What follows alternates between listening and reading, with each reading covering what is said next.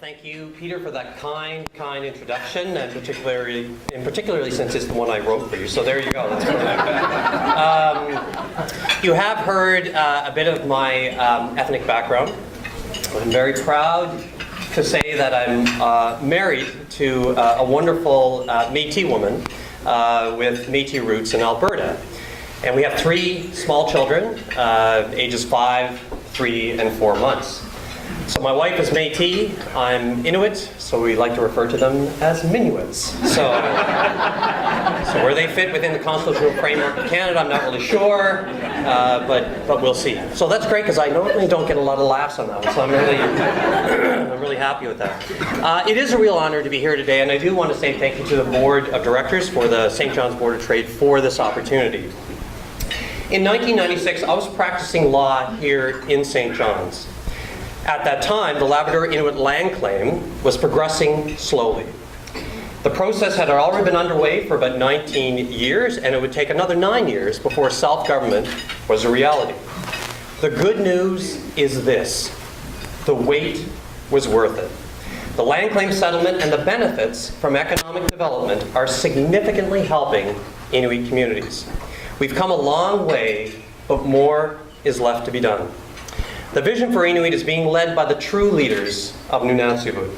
I am proud that they're here today, and I do want to recognize them. You have heard, too, Sarah Leo, President, Nunatsiavut Government, Daniel Pottle, Minister of Finance, Human Resources and IT, but I also want to recognize Isabella Payne, Deputy Minister and Secretary to the Executive Council, as well as a board member of Nunatsiavut Group of Companies. It is a real honor to have them here today, and I think we should give them a round of applause.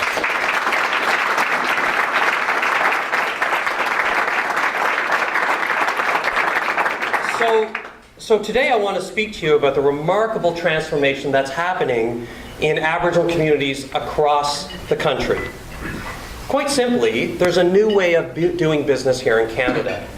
Today, nothing can be taken out of public land or put on public land without engagement of Aboriginal communities. They must be consulted, and depending upon the extent of the infringement, their rights must be accommodated before any project can move forward. This new power, and it's real power, has opened up incredible employment and business opportunities for those Aboriginal communities who have been excluded for far too long from resource development on their lands. Too often we hear about the dire circumstances facing Aboriginal communities in this country. Chronic unemployment, abject poverty, overrepresentation in jails, and youth suicide. And in some cases, children as young as 9 and 10 taking their lives. Aboriginal people rank at the bottom of virtually every socioeconomic indicator in Canada. And while these issues still plague too many communities, the tides are starting to turn. There are more than 1.4 million Aboriginal people in Canada, representing 4.3% of the population.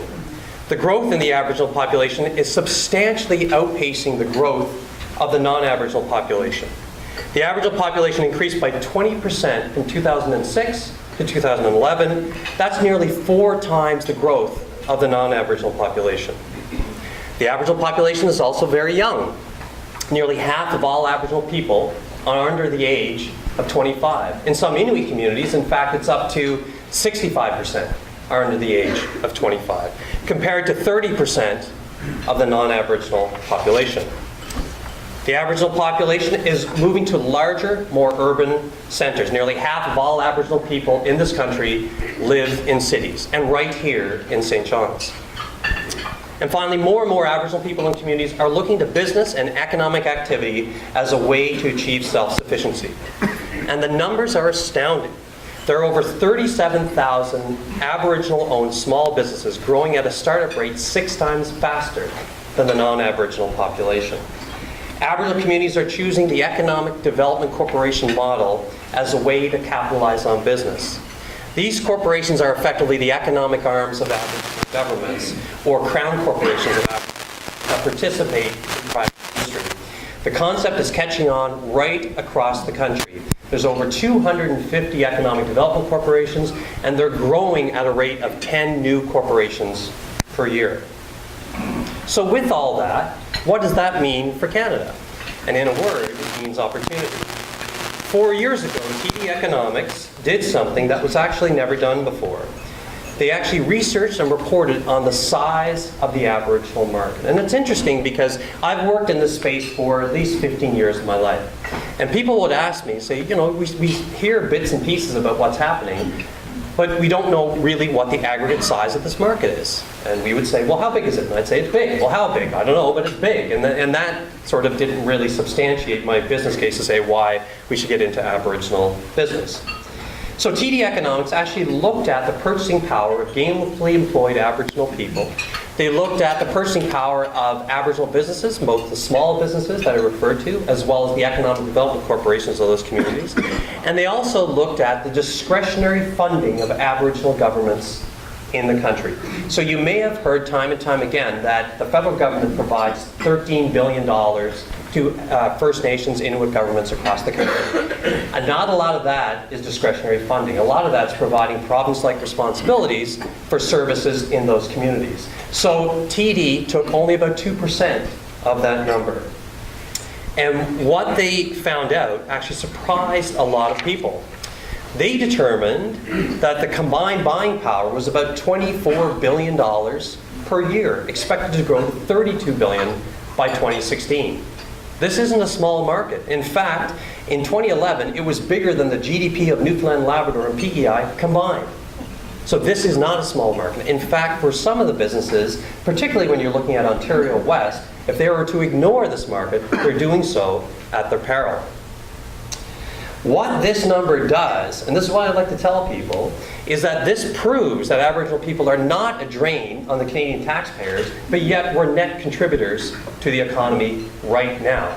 And these numbers don't include the significant settlements that have been established across the country, including Nunatsiavut government or specific claim settlements. This is the steady churn that happens year in and year out, growing to $32 billion. So with this, you're probably asking, how is the national story playing out here in this province? So what I'm going to do is I'm going to use Nunatsiavut group of companies as an example. I'm going to tell you a little story. As Inuit, we've long made our livelihood from the sea. In fact, we believed in Sedna, the goddess of the sea and the mother of all sea creatures. Legend has it that Sedna's fingers became different type of sea animal that are of importance to Inuit. Fish, seal, walruses, and whales.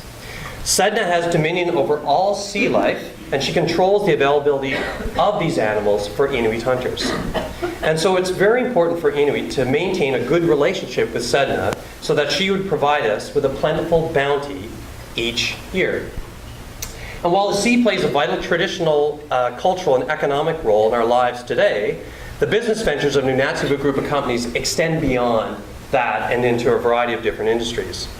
You heard from Peter Adams that we actually run the ferry service along the north coast of Labrador through Nunatsiavut Marine. We operate the Northern Ranger, and you've heard all of the activities and stuff we're doing with the Northern Ranger. That ferry serves as a lifeline for all of our communities, in fact, which are only accessible by air or by water. So they're isolated communities. NGC has majority ownership in Air Labrador. Air Labrador has been flying in Labrador and other remote communities for more than 60 years, and we're proud to say that today it's distinctly Inuit. 2 years ago, we purchased an ownership stake in one of the best known and reliable helicopter companies in the country, Universal Helicopters. NGC and our investment partners bought Universal, which at the time was the largest acquisition by any Aboriginal company in the country. The largest acquisition, and it happened here in this province. Unfortunately, another Aboriginal group made a very much larger purchase 2 months down the road, so I could only hold on to that sort of thing for about 2 months. TD acted for that group, so I was very happy with that. But anyway, our operations don't end there. NGC is also involved in commercial real estate, you heard from Peter as well, logistics, construction, and heavy civil. We've grown our revenue fivefold over the last 5 years, and our future is very bright. But we're not going to be complacent. NGC continues to look for ways to partner with new investors. We intend to be fully involved in the future development of Labrador. The people leading the charge are here today, and I would also like to recognize them. James Thorburn, could you stand up when I say this? Do you mind? Yeah, I know you're Rob's a very shy guy, but James Thorburn, President CEO of Nunatsiavut Group of Companies. Philip Earle, President CEO of Air Labrador. Captain Peter Adams, we've all heard from him as President CEO of Nunatsiavut Marine. And Jeff Goodyear, President and CEO of Universal Helicopters. Can we please give them a hand as well?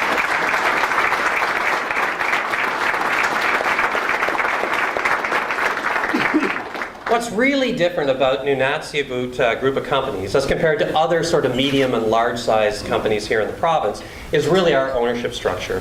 We're owned by the Labrador Inuit Capital Strategy Trust, which has as one of its beneficiaries Nunatsiavut government. So effectively, we are that crown corporation of Nunatsiavut government. Nunatsiavut government was born from the Labrador Inuit Land Claim Agreement. And the land claim, which has been implemented for 10 years this year on December the 1st, is still considered one of the most significant land claims in the country, and the only one here in this province. So we actually have a map of the settlement area. So the settlement area is over 72,000 square kilometers of land. That's in orange. Does it look like orange over there? Sure. Darker beige. Orange? Yeah, orange. Darker beige. And over 48,000 square kilometers of ocean. You can well, clearly everyone knows where the ocean is. On Labrador Inuit lands, which effectively is like the lands, the piece of the lands that Inuit own, and those are shown in red. We actually have a 25% ownership interest in subsurface resources. The land claim brought much needed financial resources to the region through capital transfers, fiscal financing agreements, and an impact benefit agreement with the Voisey's Bay project. The land claim, as I'd mentioned, is the first for this province and something I think each one of us in this room should be proud of. Despite the many years it took for all three levels of government to come to the table and to sign the document, the ceremony of that day didn't represent the end of the relationship. Rather, it marked the beginning of a new relationship and a path for reconciliation between Nunatsiavut Inuit and the rest of the province. In other parts of the country where there are historical treaties, and that pretty much covers most of the country, excluding Quebec, Atlantic territories, and some parts of BC, First Nations people refer to themselves as treaty people. The treaties outline specific rights and obligations for both Aboriginal people and the Crown that essentially defines their relationship. And those treaties in the minds of elders and youth alike are sacrosanct. And so, since the Labrador Inuit Land Claim Agreement is a modern treaty, I guess that means that we too are treaty people. We consider the provisions of our agreement as having profound importance today and for future generations. And since the government of Newfoundland and Labrador and the federal government are signatories on your behalf, then that would make all of you here today treaty people. Meaning that you too, everyone in this room, has a vested interest in ensuring that this land claim succeeds and that your two levels of government are meeting their obligations under the agreement. And that would include the provisions as it pertains to economic development. So why is Aboriginal business beneficial for the province? First, according to the Canadian Council for Aboriginal Business, a large number of Aboriginal companies are actually successful with a growing business acumen, making them very suitable as suppliers and as partners. At NGC, we're developing the professional capacity and experience to do bigger things. We're a $30 million company with a large portfolio of businesses that operate throughout Labrador and beyond. Aboriginal businesses are more likely to employ and train Aboriginal people as well as give back to their communities. At NGC, we're required to do all that we can to make sure that we have a strong representation of Inuit in our workforce. We still have a lot of work to do, but in fact, we're doing a very, very good job in that regard. We give back to our communities by doing pro bono work, as well as through our giving initiatives.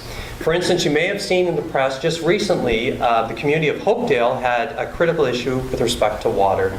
NGC flew up over 2,000 liters of drinking water to help the community through this particular crisis.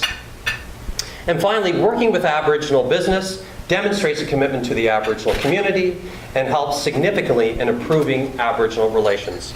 This is definitely the case for NGC. If we work together for mutual benefit, this will certainly have a positive impact on Nunatsiavut Inuit and, in effect, the Nunatsiavut government. As John Ralston Saul likes to say, Aboriginal issues are the issues of our time. I think by working with Inuit business, we can strengthen the relationship and forge a better understanding of each other, which will only lead to a better future for everyone in this province. And so with that, thank you very much for your time today, and Nakamik. Thank you.